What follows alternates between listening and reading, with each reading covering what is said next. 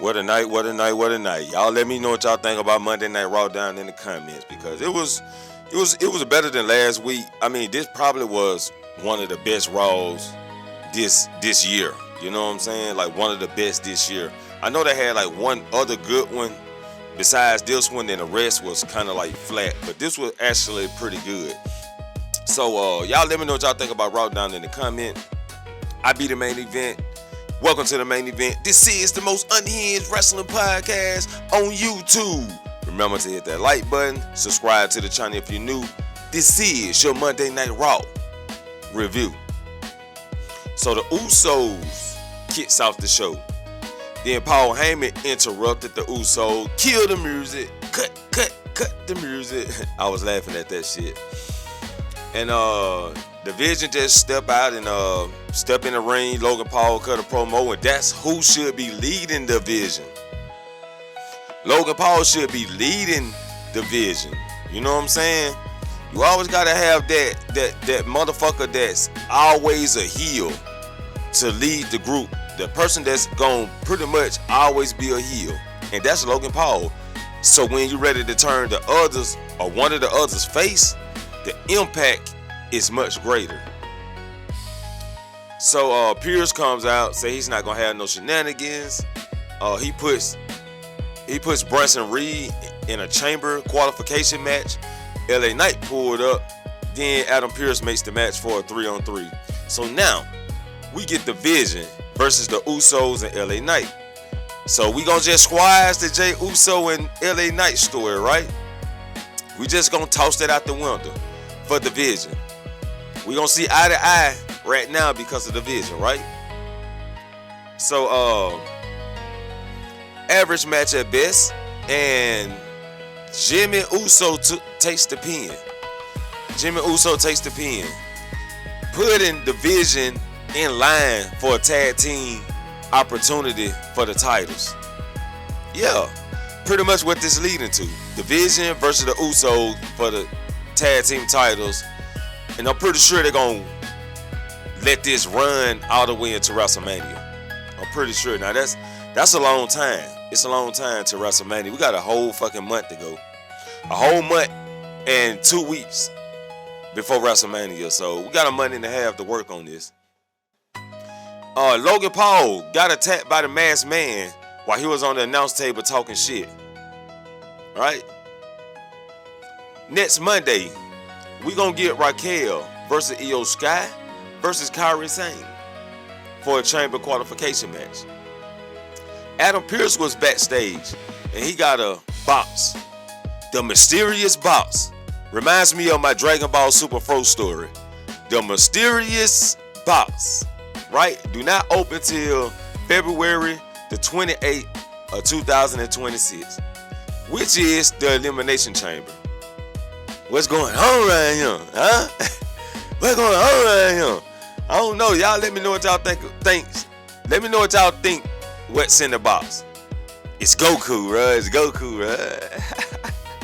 Goku come to goddamn. He got to take down Obafemi. He the only one can do it.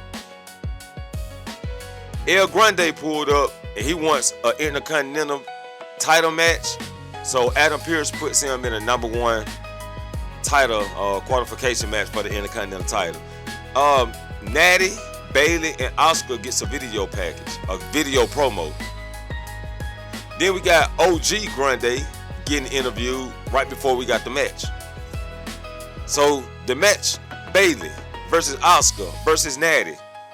It was, it was okay. It was okay. It was a little sloppy here and there. Even Natalia was acting like Maxine Dupree in this match. But we can, she is her teacher, right?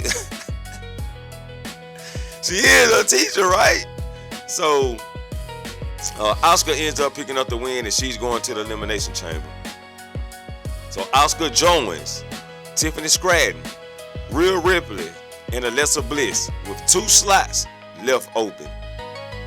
After the match, Maxine attacks Natty, setting up them a future match. Oba talks to Adam Pearce about getting signed, so he takes his contract, so he can take it home and read over. And Rusev pull up. face to face with Obafemi. I don't even know. I didn't hear no crowd really. You know how you know they do backstage segments, and then they'll kind of like have the crowd pop in the segment. I didn't really hear the crowd pop for this, cause nobody asked for this shit. Then nobody asked for this shit. And then the way they've been downplaying Rusev, we don't even see him as a threat to Oba. But it's interesting. Makes up for an interesting match. Liv Morgan got interviewed backstage by Michael Cole. Stephanie Valkyrie pulled up, and she did a lot of motherfucking Spanish slanging. You know what I'm saying? Like she was slanging words left and right to Liv Morgan, and she was disrespecting the shit out of Liv Morgan, putting her down, done with translating.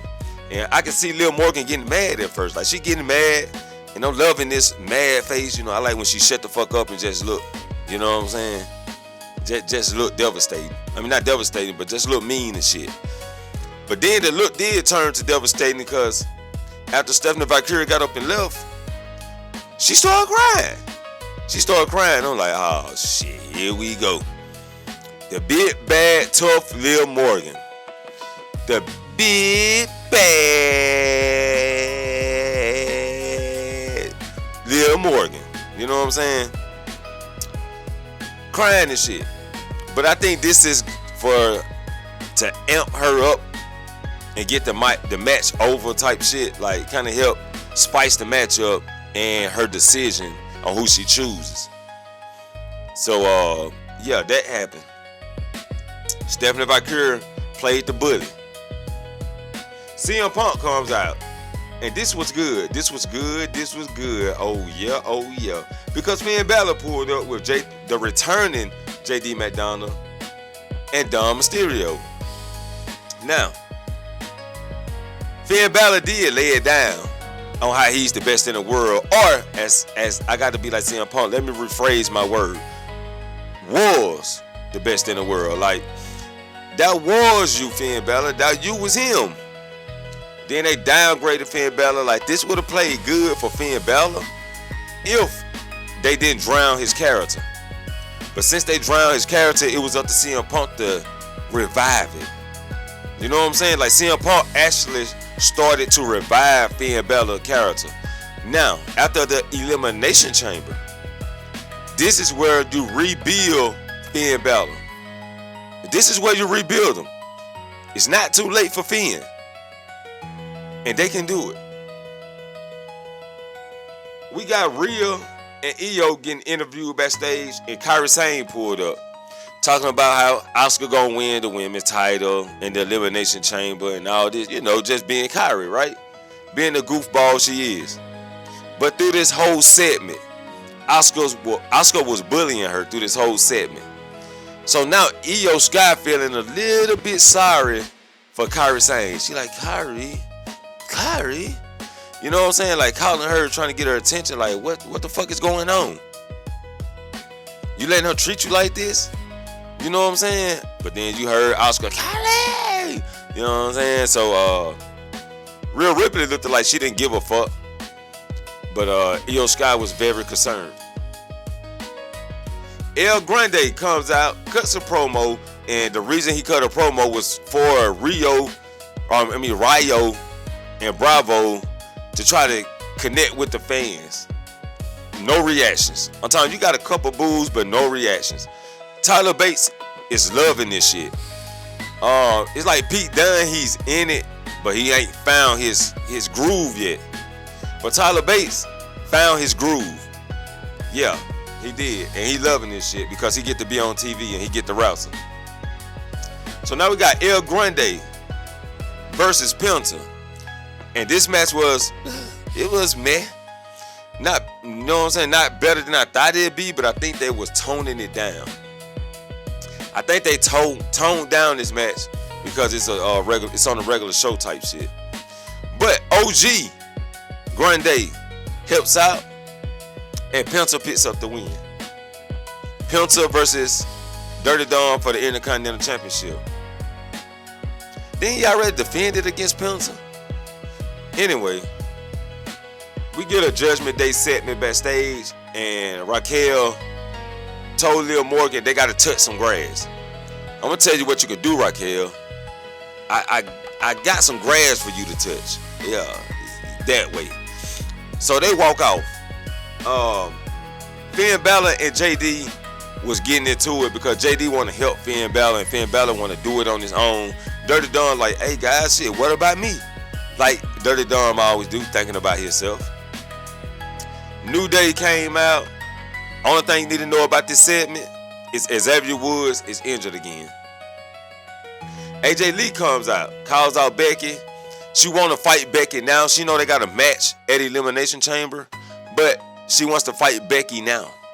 She wants to fight her now. But Becky, playing it smart, says, no, I'm not going to beat your ass tonight so you can have an excuse for Elimination Chamber. That was some good shit. And the way Becky was acting when she wanted to hit her, but she didn't want to hit her. You know what I'm saying? Like, that shit was funny as fuck. Pierce runs into the Vision. Oh, yeah, about the mysterious box he sent to the SmackDown. Pierce runs into the Vision, and like Bronson Reed, I never really had a problem with Bronson Reed on the mic in his promos. I never had a problem with Bronson Reed on that. And he comes out, Bronson Reed comes more realistic when he does the tough guy shit. Like, he's not trying to act tough. This is just what he do. Brian Breaker, on the other hand, is like he's overdoing it. He overdoing it, man. Like in NXT, Brian Breaker, he was a tough guy just being himself. You know what I'm saying? And we always seen him as a tough guy. That's why we rooted. That's why we cheered for him when he came to the main roster. That's why we was behind him when he came to the main roster. But when he got into this Vision, now he's portraying the tough guy instead of being the tough guy, which is Bronson Reed, what he's doing right now. And Bronson Reed really should be getting pushed right now. He should be getting pushed. He defeated Roman Reigns. Let's go, man. Let's go. Maxine Dupree get interviewed, and I hate when she screams. Ain't go! Man, cut it out. WWE, cut that shit out. Stop having Maxine do that shit. Just let her talk. She's excellent on the mic already. All she got to do is add more demeanor to when she say it. Like this last promo she cut about a week or two ago, right before she faced Natty, and she cut that promo, and she was like looking into the camera, and she had this like, she kind of deepened her voice a little bit, and they ain't talking about like man deep, but she kind of like added that aggression to her voice. Just let her talk like that. She ain't got to scream into the fucking, hey go, you're next. She ain't got to do all that. Gunther, Jevon, and Dirty Dom got a video promo right before the match. In the match, we get Javon Evans versus Gunther versus Dirty Dom for the Elimination Chamber qualifying match. Which this match was it was a match. Like I said, everything tonight was just a match. It was average at best. I think it was an average show. It wasn't good. It was good. It wasn't great, and it wasn't under good. It was just good. You know what I'm saying? Average show, at best. These guys took it to each other. Dragon Lee comes, gets some get back, knocks out Gunther with the ring bell, and then Jevon picks up the win over Dirty Dom. Now, with Jevon pinning Dirty Dom, this can be a future match. Dirty Dom versus Javon Evans for the Intercontinental Championship. Let's fucking do it at WrestleMania. If y'all not gonna pull the trigger on Finn Balor, let's pull the trigger on Javon Evans. Let's go and put a title around his waist. I don't care if he hold it until one pay-per-view to the next. Let's go ahead and put a title on Javon Evans real quick. Like right now. He already missed out on the NXT championships. He didn't get the North American. He didn't get the NXT championship. Let's go ahead and put him up for the Intercontinental championship. And Dirty Dom can win it back. You know what I'm saying? But Javon wins the qualifying match. He's going to the chamber. And he'll be joining, I think, because I ain't write it down. Randy Orton, Cody Rhodes, and it's one more. It's one more. I think it's one more. Anyway, hey, Randy Orton and Cody Rhodes, all you need to know that's in there. Oh, LA Knight. In LA Knight, he'll be joining LA Knight, Cody Rhodes, and Randy Orton in the chamber. So the chamber is looking iffy, but it still got major players in there. But you be still one of them eyeballs like LA Knight, like Jevon Evans. And I don't even think LA Knight an eyeball. I think LA Knight is a top contender. They just not pushing him that way. You know what I'm saying? Then when they push him that way, they pull it back from him. They push it, pull it, push it, pull it. You know what I'm saying? Stop beating that man meat. Let me know what y'all think about Raw down in the comments. I'll be the main event, and I'll catch you all in the next main event. Peace.